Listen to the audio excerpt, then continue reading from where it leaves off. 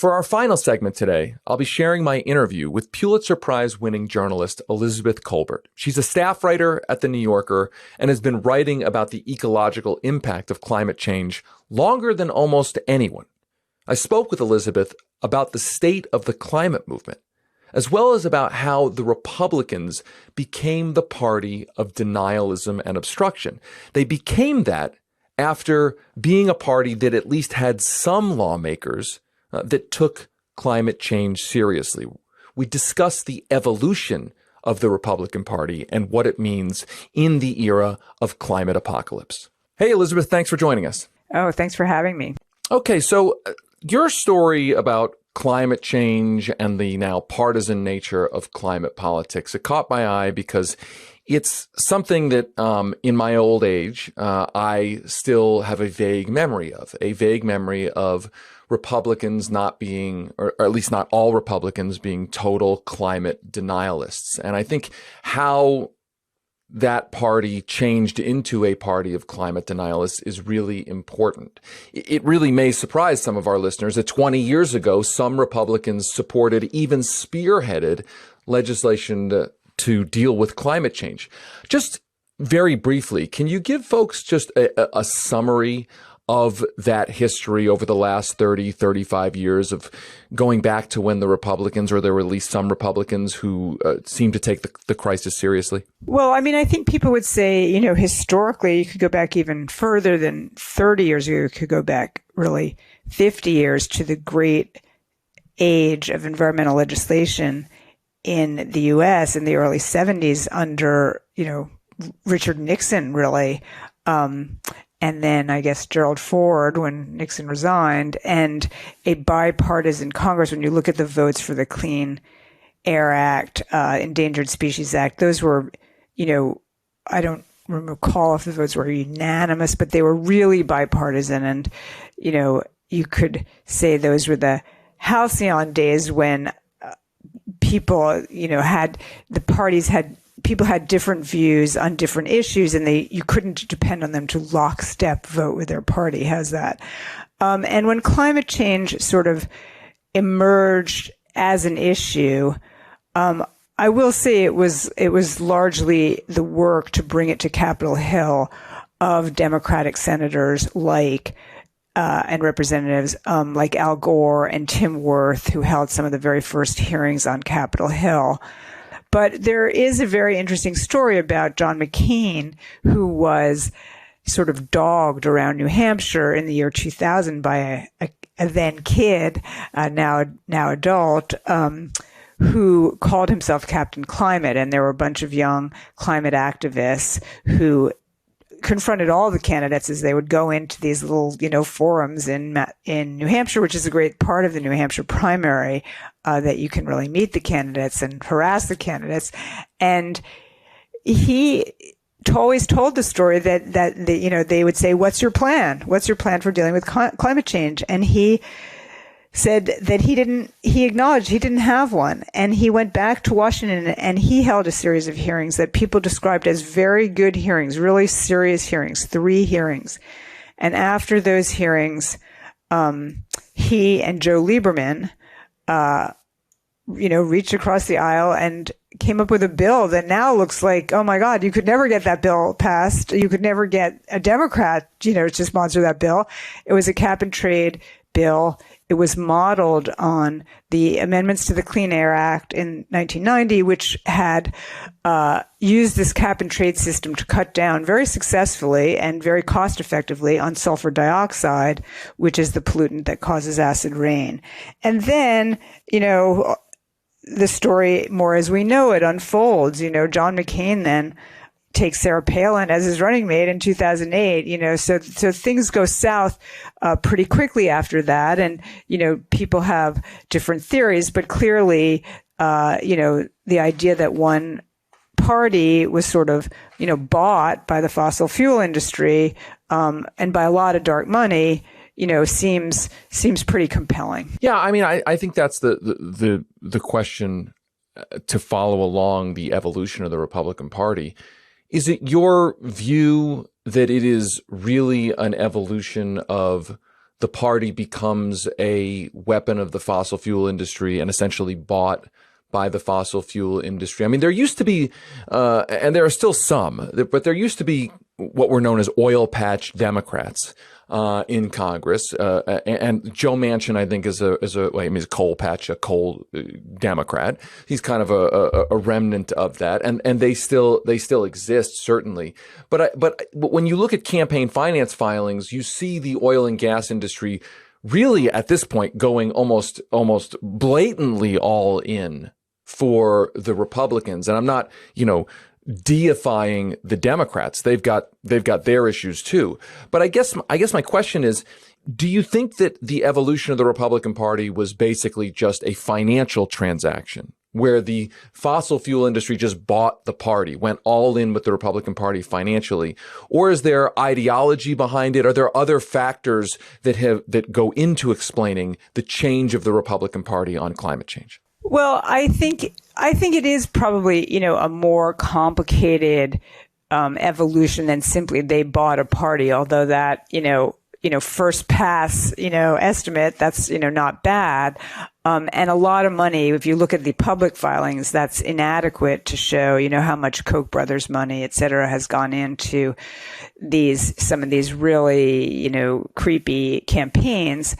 But, we're looking at, we now have two parties that don't agree on anything. They don't agree on, COVID. Okay. So, you could say, well, whatever the Democrats were, however you want to put it, whatever progressive policies the Democrats were going to push, the Republicans were going to be against them. And climate change, was part of this, mix. And I think if you look geographically, then things do become slightly more interesting, because, for example, now, North Dakota, which used to have some Democrats, huge oil producer, now we don't have any more Democrats. But Colorado, which is, a very purple state, a lot of fracking happening in Colorado. Ditto for Pennsylvania, which would consider even a blue state, a lot of fracking going on in western Pennsylvania. So the geographical politics are a little bit more complicated than the party politics these days, I'd say. Yeah, I completely agree. And I'm here in Colorado right now. It's where I live. And you're right to cite it as, we are now a relatively blue state, and we still have a huge amount of fracking and a huge amount of oil and gas development. Absolutely. I think then the question becomes, do you foresee in your reporting or what you see out there in the world any chance that the Republican Party is going to become more rational on this issue? I mean, I want to suggest that, listen, there's ways for the parties to disagree on what to do about climate change, but we, I think, are still in a world where the Republicans aren't really, as a party, proposing to do much of anything. I mean, most Republicans will sort of acknowledge that, yeah, the climate may be changing, but they're not really proposing to do much of anything on it. Is there any hope that the debate, the discourse, the policy conversation between the two parties will at least start revolving around, the Democrats propose this, the Republicans at least propose this? Or do you think they're just so all in on denial that that's just not going to happen? Well, I do think that's an, pretty interesting question going forward. And I think that, right now, and I guess I should preface this by saying, what one woman's opinion, one reporter's opinion, the Republican Party doesn't really have much to say about anything that isn't, you stole the 2020 election. So we're not talking about a lot of high level thinking going on, in my view, So what happens, if the party wins the House, let's say, in November, they'll just be the party of obstruction. That seems pretty clear. We have, Democrat in the White House, and we'll have, however the Senate goes down, probably pretty evenly divided Senate. So they can just spend their next 2 years, trying to do as many investigations as they can and, make as much trouble as they can. And then, the rubber will hit the road, as it were, in 2022. And, I think that, I personally have a very pessimistic view of what the issues in 2024 are going to be. And they're going to be, are Democrats a bunch of lying thieves, or are we going to get a bunch of lunatics running our country? And are we heading towards, civil war? So, climate change, unfortunately, is going to be, once again, and this is why, the Inflation Reduction Act, whatever you might think of it, was so important, because people realized this is your last chance. It may be your last chance for a decade, or who knows, So it's a very scary moment for, so many reasons. And the inability to focus on, what I believe, and I know you believe, is, the crucial issue here, unfortunately, just one of the many scary things going on. For sure. And I think that the argument about the Inflation Reduction Act, I've said it before, I'll say it again. I think, as best as I can tell, there's a decent chance that the bill will somewhat reduce emissions. I think the tacking on of fossil fuel expansion to a climate bill was a very bad thing that has happened. I'm concerned that a Republican Party not only winning the House, but winning Congress and winning the presidency in 2024, I'm certainly concerned that what they will do to that bill is they will end or limit the renewable energy investments and expand the fossil fuel expansion in there, that they will essentially be in a position to take that bill and expand the worst parts of it and reduce the best parts of it. That's what I'm concerned about. But I want to go back to this question about the Republican Party and how or whether it really acknowledges that climate change is a thing. The best I can tell is that you hear a lot of Republicans and rank and file Republicans on social media and the like say, look, the climate's been changing for millennia, for millions of years. The idea of human-caused climate change, we're not really sure it's happening. The science is sort of, they're at least not saying the science. Most of them are not saying the science is complete garbage, but that the idea that humans can control this is a lot of nonsense. To me, I still can't see what any kind of even Republican themed climate policy looks like, right? There are Republican themed healthcare policies, right? The Republicans want to do, buy insurance across state lines or various tax credits for employers and the like, because the Republicans at least acknowledge that the healthcare system is a problem. This, it seems, stands apart. The climate stands apart, that it's a party that doesn't even pretend to have a policy. I guess what I'm getting at is, have you seen in the past, right, from the McCain era or prior to that, kind of what a Republican themed climate policy might look like? A kind of one that honors, I guess, conservative ideologies, does that just not exist? Well, I should say I was on a committee recently that was, looking on, I think it was called Accelerating Climate Action. And there were some young Republicans on it, and I think that, the best that can be hoped is young people, are increasingly concerned and educated about climate change. And, that as a new generation takes power, in the old, sort of, theory of scientific revolutions way, it may be that a certain, maybe the James Inhofes of the world have to be, basically underground, but a new generation will come into power. And I think, look what a conservative, approach to climate change has always been, market driven. And honestly, there's a lot to be said for that. In a way, that's what we're doing now. We're just doing it with tax credits. We're not doing it with taxes. But, if you were an economist, you'd say, well, taxes are a lot more efficient way to spend your money than tax credits. Cap and trade is, a tax by another name. And that was a Republican, at one time considered a Republican, proposal, as I say, John McCain, that was a cap and trade. So I think that there are, obvious ways that you could use market mechanisms that we are going to use market mechanisms to try to drive this process of adopting, cleaner forms of energy. But to your point, how long? And, I think we have to also, there's a complicated dance, obviously, between the candidates and the voters, right? So if I'm,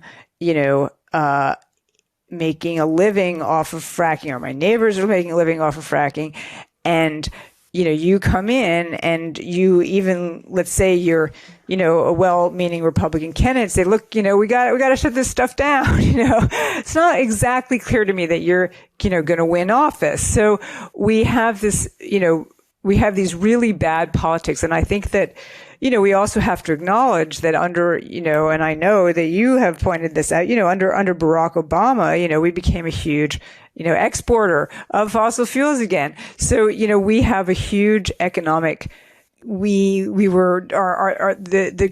vested interests in fossil fuels were sort of on the decline, and now we've bumped them up again. And now we have this huge industry that wants to export oil, wants to export liquefied natural gas.